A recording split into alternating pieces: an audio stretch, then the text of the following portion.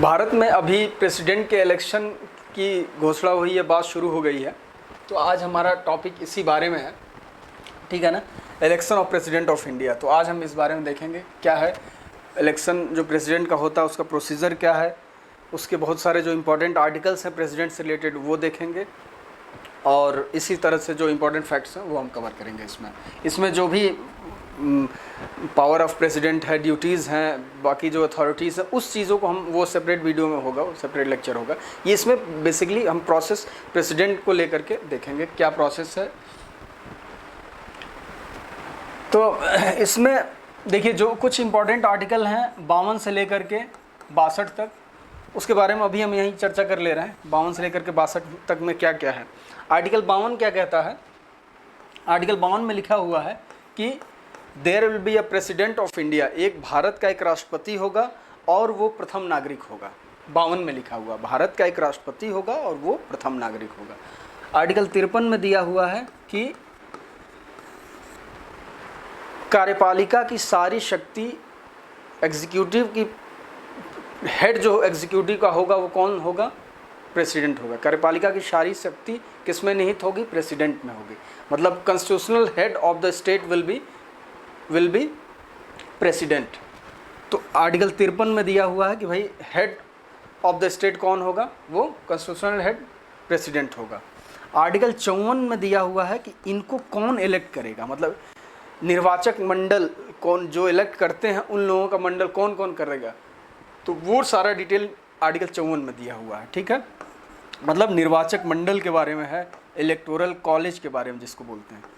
Article 55 में दिया हुआ है कि जो इलेक्शन होगा प्रेसिडेंट का वो कौन सा सिस्टम फॉलो होगा इलेक्शन का, क्योंकि डायरेक्टली हम इलेक्ट कर नहीं रहे हैं, तो इनडायरेक्ट इलेक्शन जो हो रहा है तो किस तरह का इलेक्शन होगा। तो उसमें दिया हुआ है क्या? प्रोसेस ऑफ इलेक्शन, मतलब कौन सा प्रिंसिपल हम फॉलो करेंगे। मतलब उसमें क्या है? प्रोपोर्शनल रिप्रेजेंटेशन, ठीक है ना। वो हम आगे देखेंगे प्रोपोर्शनल रिप्रेजेंटेशन क्या होता है with single transferable vote. Article 56 है। आर्टिकल 56 में इन्होंने दिया है कार्यकाल, टेन्योर इनका क्या होगा, 5 साल का टेन्योर होता है, ये है।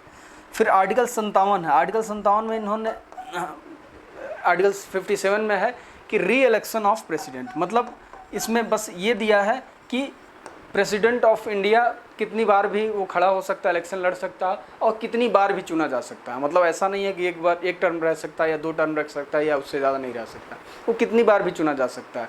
जैसा कि अनलाइक यूएसए में मैक्सिमम 10 ईयर होता है प्रेसिडेंट रह सकता है कोई। तो ये आर्टिकल 57 है। आर्टिकल 58 में है क्या? 58 में दिया हुआ है कि क्वालिफिकेशन क्या है, प्रेसिडेंट बनने के लिए क्या एलिजिबिलिटी होनी चाहिए। तो वो सारे एलिजिबिलिटी दिए हुए हैं, ठीक। उसके बाद है इम्पॉर्टेंट आर्टिकल 60। आर्टिकल 60 में क्या है? आर्टिकल 60 जो है ओथ किस तरह से होगा वो दिया हुआ है आर्टिकल 60 में, ओथ। आर्टिकल 61 में क्या है? आर्टिकल 61 है इम्पीचमेंट ऑफ प्रेसिडेंट, मतलब जो महाअभियोग पारित होगा अगर प्रेसिडेंट के ड्यूटीज़ में कुछ अनकॉन्स्टिट्यूशनलिटी दिखी तो उस ग्राउंड पे क्या है? महाअभियोग, मतलब उनको हटाने के लिए, प्रेसिडेंट को हटाया जा सकता है, उसके लिए महाअभियोग पारित होगा। तो उससे रिलेटेड जो भी प्रोसेस है वो आर्टिकल 61 में दिया हुआ है। तो ये बेसिक है हमारा उसके election of president of India से रिलेटेड जो इम्पोर्टेंट प्रोविजंस थे आर्टिकल से, वो हमने देखा। अब आगे देखते हैं कि इसमें जो निर्वाचक मंडल है, जो इलेक्टोरल कॉलेज है, उसमें कौन कौन है, ये इम्पोर्टेंट है। तो उसमें कौन कौन है देखिए, लोकसभा, राज्यसभा और विधानसभा, ये 3 है ना। लोकसभा, राज्यसभा केंद्र में है और विधानसभा स्टेट्स के, ठीक। इन तीनों के जो भी इलेक्टेड मेंबर्स होंगे वो क्या कर सकते हैं? वो लोग इन्हें चुनेंगे। Elected members of Lok Sabha, Rajya Sabha and Vidhan Sabha, ये लोग जो है प्रेसिडेंट को चुनेंगे, ठीक। ये है निर्वाचक मंडल, जो निर्वाचन इनका करेगा वो कौन कौन है? लोकसभा है, राज्यसभा है, विधानसभा है, ठीक।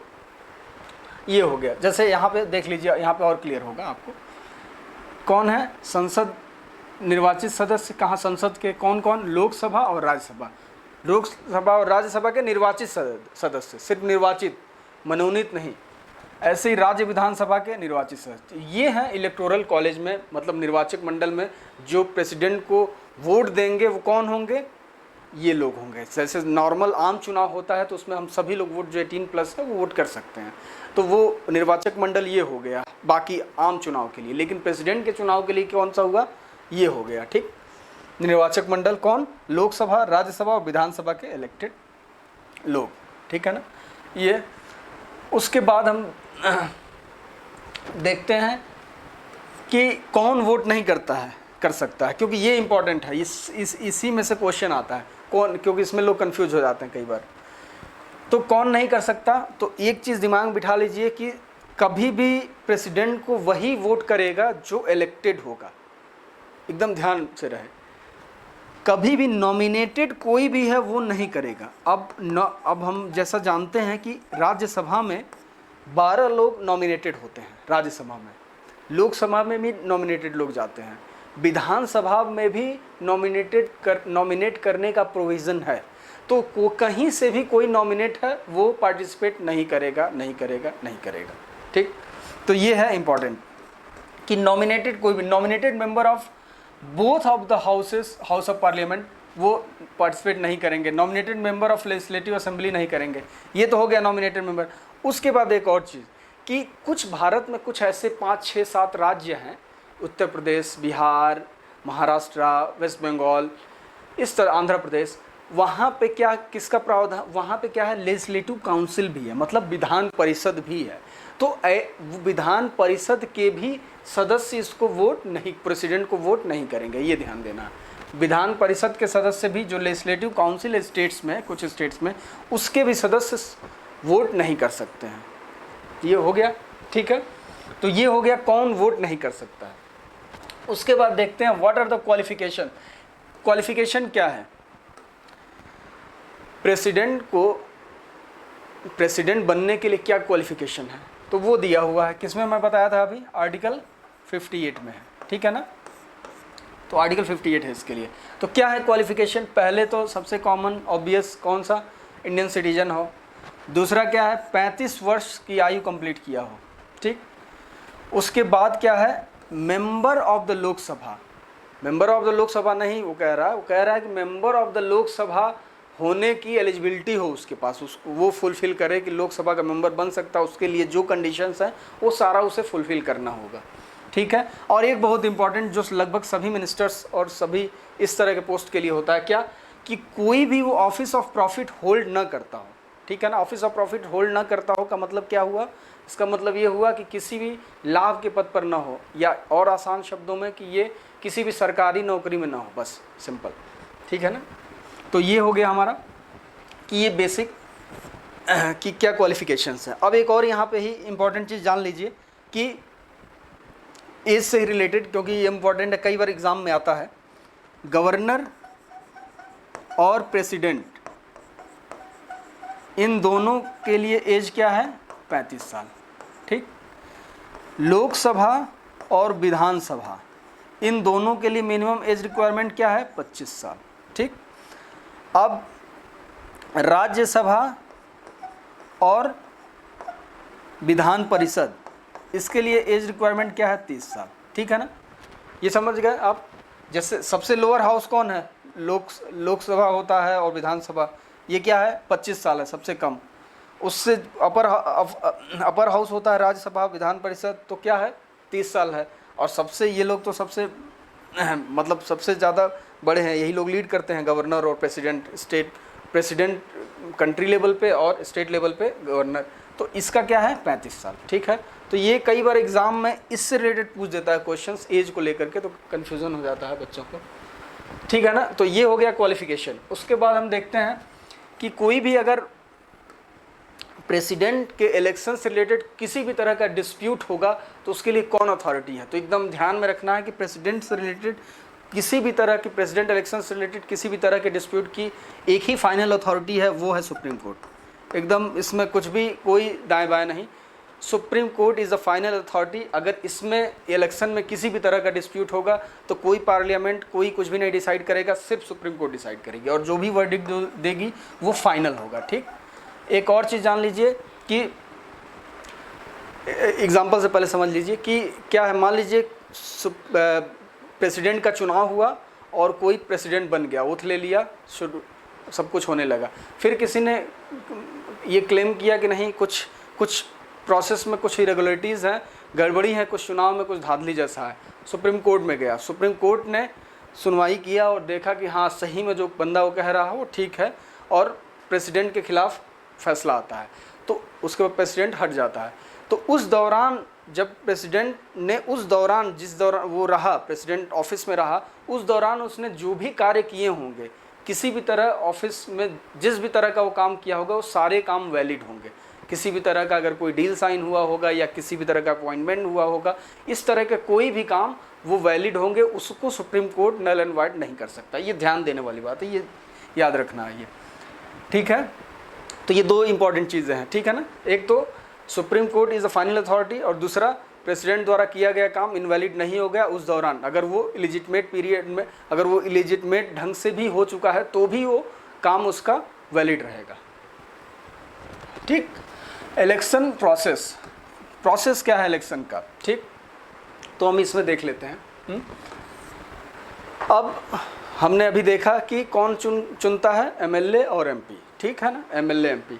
तो जैसे नॉर्मली जो हम लोग जो आम चुनाव जो होते हैं उसमें क्या होता है, किसी भी एक आदमी के वोट की वैल्यू 1 होती है। जैसे हम जाएंगे, अगर 10 लोग वोट दिया तो 10 ही वोट काउंट होगा, लेकिन इस केस में ऐसा नहीं होता है।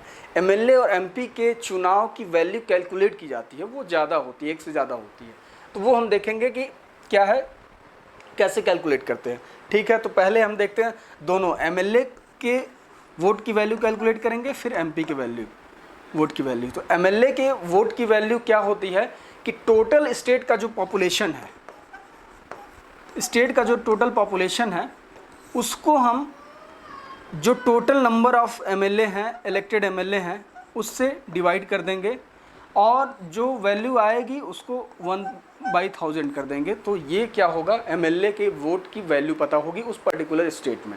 एक बार और ध्यान से सुने, एमएलए के वोट की वैल्यू क्या है, ये स्टेट का पूरा जो पॉपुलेशन साइज है वो डिवाइडेड बाय जितने टोटल इलेक्टेड एमएलएज हैं, ठीक है, और जो वैल्यू आई उसको भी एक बार 1/1000 कर देंगे। तो जो वैल्यू आएगी वो क्या है, एक एमएलए के वोट की वैल्यू। तो अब इससे हम ये जान सकते हैं कि हर स्टेट के एमएलए की वैल्यू, वोट की जो वैल्यू आएगी वो अलग अलग होगी, क्योंकि पॉपुलेशन साइज अलग है, नंबर ऑफ एमएलएज अलग डिफरेंट हैं। तो इसीलिए क्या होगा, जो बड़ा स्टेट है जहाँ पे पॉपुलेशन साइज ज़्यादा है वो क्या होगा, वहाँ के वैल्यू ज़्यादा होगी। तो इसीलिए जो बड़े स्टेट हैं जैसे यूपी है, बिहार है, वेस्ट बंगाल है, तो वहाँ के एमएलएज के वोट की वैल्यू ज़्यादा होती है। जो छोटे स्टेट है जहाँ पॉपुलेशन साइज कम है, वहाँ के एमएलएज की वोट की वैल्यू कम होती है। इससे ये भी होता है कि एक ठीक सही से रिप्रेजेंटेशन हो पाता है कि बड़ा स्टेट है तो उसका वैल्यू ज़्यादा है और वोट को, मतलब प्रेसिडेंट को इलेक्ट करने में, ठीक है। एमएलए का ये हो गया। वैसे ही अब एमपी के वोट की वैल्यू क्या होती है, तो एमपी के वोट की वैल्यू कैसे कैलकुलेट की जाएगी कि जितने ये सारे एमएलएज हैं हर एक स्टेट के टोटल एमएलएज की वोट की वैल्यू को ऐड कर दिया जाएगा, सम कर दिया जाएगा, ठीक है ना। सारे एमएलएज के वोट की वैल्यू सम कर दी जाएगी, डिवाइडेड बाई टोटल एमपी जो हैं भारत में, जैसे जो भी हैं राज्यसभा और लोकसभा के total MP, number of MPs, number of elected MPs, ये ध्यान देना हमेशा। एमपी से डिवाइड कर देंगे तो क्या आ जाएगा, एमपी की वोट की वैल्यू आ जाएगी, मेंबर ऑफ पार्लियामेंट के वोट की वैल्यू आ जाएगी। कैसे, टोटल एमएलए पूरे भारत में जो हैं उनके वोट की वैल्यू ऐड कर दीजिए, डिवाइडेड बाई जो भी टोटल एमपी हैं इलेक्टेड, मतलब राज्यसभा के और लोकसभा के दोनों को जोड़ दिया। जैसे मान लीजिए 550 राज्यसभा लोकसभा में है और 250 राज्यसभा में, इन सबको जोड़ दीजिए इलेक्टेड, और उसको डिवाइड कर दीजिए इस टोटल एमएलए वैल्यू से। तो क्या आएगा, एमपी के जो वोट की वैल्यू है वो आ जाएगी। तो ये प्रोसेस है कैलकुलेट करने का वोट की वैल्यू। यहाँ आप देखिए, total population of the state divided by MLA, और उसको भी 1000 से डिवाइड कर देंगे। 1000 से हम डिवाइड क्यों करते हैं, देखिए पॉपुलेशन साइज करोड़ों में है ना, करोड़ों में, और जो MLAs होंगे कितना होंगे, मैक्सिमम 3 डिजिट में होंगे, 4 डिजिट में 1000 MLA तो होंगे नहीं, तो 3 डिजिट से अगर डिवाइड करेंगे तो भी जो MLA की वैल्यू आएगी वो बहुत ज़्यादा होगी। तो इसीलिए उसको एक बार और 1000 से डिवाइड किया जाता है कि एक नॉमिनल वैल्यू है, तो 1000 से यहाँ पे डिवाइड करेंगे। यहाँ पे total number of vote assigned by MLAs, उसके बाद क्या है टोटल नंबर ऑफ MPs, ठीक है। तो ये MP की वैल्यू, MP के वोट की वैल्यू और MLA के वोट की वैल्यू, और ये नॉर्मल टाइम में जो हम लोग वोटिंग करते हैं उसमें क्या है, हम लोगों के एक वोटिंग की वैल्यू 1 होती है, ठीक है, कंपेयर किया है ये। तो ये हमारा हो गया कैसे कैलकुलेट करते हैं उस बारे में दिया हुआ है। अब उसके बाद हम देखते हैं कि क्या है मेथड ऑफ वोटिंग। मेथड ये इंपॉर्टेंट है, ठीक है ना। मेथड, कौन सा मेथड हम यूज़ करते हैं वोटिंग के लिए, वो तो भारत में पहले तो ये समझ लीजिए, जो हम नॉर्मली जो रेगुलर प्रैक्टिस जो किया जाता है, जैसे कि जो स्टेट इलेक्शन हुआ चीफ मिनिस्टर इलेक्ट करने के लिए, तो क्या हुआ, तो उसमें जो जिस भी तरह का हम फॉलो करते हैं प्रिंसिपल, जिस भी तरह का वो, या जो हम लोकसभा चुनाव होता है उसमें जो फॉलो करते हैं वो सब एक ही जैसा, या विधान ग्राम पंचायत का हो गया, ये सब को हम क्या बोलते हैं, first pass the post system बोलते हैं। ये ध्यान रखना, कई बार पूछा जाता है फर्स्ट पास द पोस्ट। इसका मतलब ये हुआ कि मान लीजिए अगर टोटल 100 लोग हैं और उसमें 2 लोग इलेक्शन में खड़े हैं, तो क्या होगा, अगर जो 51 जिसको वोट मिल गया तो वो जीत गया, ठीक है ना। जो एक सिर्फ कम है, दूसरे वाले को जो हारा है वो 49 है, मतलब इसका कोई रिप्रेजेंटेशन नहीं होगा, 51 लोगों का होगा। तो ये डिसएडवांटेज एक होता है फर्स्ट पास द पोस्ट में, जो हम लोग ट्रेडिशनली फॉलो करते हैं। किसके लिए, जब PM चुनते हैं या CM जब बनते हैं, तो ये वाला एक हो गया, ठीक। लेकिन अब दूसरा है क्या, प्रोपोर्शनल रिप्रेजेंटेशन। प्रोपोर्शनल रिप्रेजेंटेशन उसमें थोड़ा सा अलग होता है सिस्टम। तो हम प्रेसिडेंट के इलेक्शन में क्या इसी चीज़ को फॉलो करते हैं, प्रोपोर्शनल रिप्रेजेंटेशन को। प्रोपोर्शनल रिप्रेजेंटेशन एक प्रिंसिपल है चुनाव का, जिसमें हम उसके लिए और क्या फॉलो करते हैं, proportional representation by means of single transferable vote system. By means of single transferable vote system, STV बोलते हैं इसको। हम सिंगल ट्रांसफरेबल को अभी अगले वाले स्लाइड में समझेंगे, अभी सिर्फ प्रोपोर्शनल रिप्रेजेंटेशन क्या होता है वो समझ ले। प्रोपोर्शनल रिप्रेजेंटेशन मतलब हुआ, एक एग्जांपल से समझते हैं, थोड़ा सा क्लियर हो जाएगा, कि जैसे मान लीजिए ये हमारा संसद है, ठीक है ना, उसमें टोटल 100 मेंबर हैं, समझने के लिए 100 मेंबर हैं, ठीक है ना। अब क्या है, हम क्या करें, प्रोपोर्शनल रिप्रेजेंटेशन में किस तरह से होता है कि हम क्या करें, मान लीजिए हम चाह रहे हैं कि सभी का रिप्रेजेंटेशन हो, ठीक। तो अब मैं, जैसे यूपी मान लीजिए बहुत बड़ा स्टेट है, वहाँ का 20 करोड़ पॉपुलेशन है, तो मैं क्या करूँ, उसमें 25%, अगर 25% अगर पॉपुलेशन कंट्रीब्यूट करता है तो 25% मैं सीट 100 में से इन लोगों को दे दूँ। फिर ये अब स्टेट वाइज मैं ऐसे सीट का डिस्ट्रीब्यूशन कर दूँ, ठीक है। और भी ढंग से हो सकता है ये डिस्ट्रीब्यूशन ऐसे भी हो सकता है रिलीजियस ग्राउंड पे कर दिया जाए कि भाई 80% हिंदू हैं तो हिंदू कर दे 80% सीट, और बाकी को ऐसे डिस्ट्रीब्यूट किया जा सकता है। उसके बाद जब वोट दिए जाएंगे इन लोगों को, तो उस हिसाब से पहले से ही जो वोटिंग हो रहा है उस हिसाब से सीट्स उनको एलोकेट हो जाएगा अपने आप। मतलब इसमें ऐसा नहीं होगा कि एक पूरी तरीके से हार गया, जितना आपको वोटिंग मिला उस परसेंटेज में आपको वहाँ पे सीट मिल जाएगा, ये होगा। लेकिन दूसरे वाले में क्या होता है कि 49% जो जिसको मिला वो उसका कोई रिप्रेजेंटेशन नहीं है, बाकी जो 51% जिसको मिला उसका फुल कंप्लीट रिप्रेजेंटेशन है। तो इस चीज़ को प्रोपोर्शनल रिप्रेजेंटेशन कहते हैं। अब इसमें हम क्या करते हैं, जो प्रेसिडेंट इलेक्शन में क्या होता है, single transferable vote system STV, ये हम देखते हैं, ये इंपॉर्टेंट है, ये समझ लेते हैं थोड़ा कि इलेक्शन आखिर वहाँ पे किस तरह से होता है, वहाँ पे इलेक्शन प्रेसिडेंट का होता कैसे। नॉर्मल में तो हम समझ गए नॉर्मल वाला कैसे होता है, 100 लोग हैं, 2 लोग खड़े हैं तो एक को कौन मिल गया, जीत गया, बस हो गया। लेकिन इसमें कैसे होता है वो देखते हैं। तो देखिए इसमें कैसे होता है। सबसे पहले तो ये जान लीजिए कि प्रेसिडेंट का इलेक्शन जो है बैलेट पेपर पे होता है, ऐसे नहीं होता है, ठीक। वोटिंग मशीन पे नहीं होता है, EVM पे नहीं होता है। तो मान लीजिए हम जो ट्रेडिशनल जो हम वोटिंग करते हैं उसमें क्या होता है कि भाई एक है आपका बैलेट पेपर या EVM, उसमें आपने देखा कि नहीं, अच्छा मेरी फेवरेट पार्टी ये है तो उसको हमने क्लिक कर दिया, वोट उसको चला गया, ये होता है। लेकिन इस केस में क्या होता है प्रोपोर्शनल रिप्रेजेंटेशन में, कि मान लीजिए 3 कैंडिडेट हैं A, B और C, तो इनको आपको इन लोगों को वोट एक को नहीं देना, आपको प्रायोरिटी सेट करनी है कि भाई हम चाहते हैं ये वाले को देना, दूसरा प्रायोरिटी हम इसको रखें हैं, तीसरा प्रायोरिटी इसको रखें। मतलब आपको सिर्फ एक को वोट नहीं देना है, सभी को देना है, प्रायोरिटी वाइज देना है कि हम पहले नंबर पे इसको रखेंगे, दूसरे को इस, तीसरे को इस पे, ठीक है। तो ऐसे इस तरीके से होता है, ठीक। इस अब हम देख लेते हैं, अब अगर वोटिंग मिल गया, अब कैलकुलेट कैसे होगा भाई, जब ऐसे दे तो दिया आप, एक इसको, दो इसको, तीन इसको, तो अब कैलकुलेशन कैसे करते हैं वो हम देख लेते हैं, थोड़ा सा क्लियर हो जाएगा और आपको कि ये मान लीजिए एक बैलेट पेपर हो गया, ठीक है ना। ऐसे ही बहुत सारे बैलेट पेपर होंगे, ठीक है ना, उसमें बहुत सारे बैलेट पेपर होंगे, किसी ने इसको दे दिया 1, अब बहुत सारे बैलेट हो गए, ठीक है ना। अब हम क्या करेंगे, इसको कैलकुलेट कैसे करेंगे वो देखते हैं।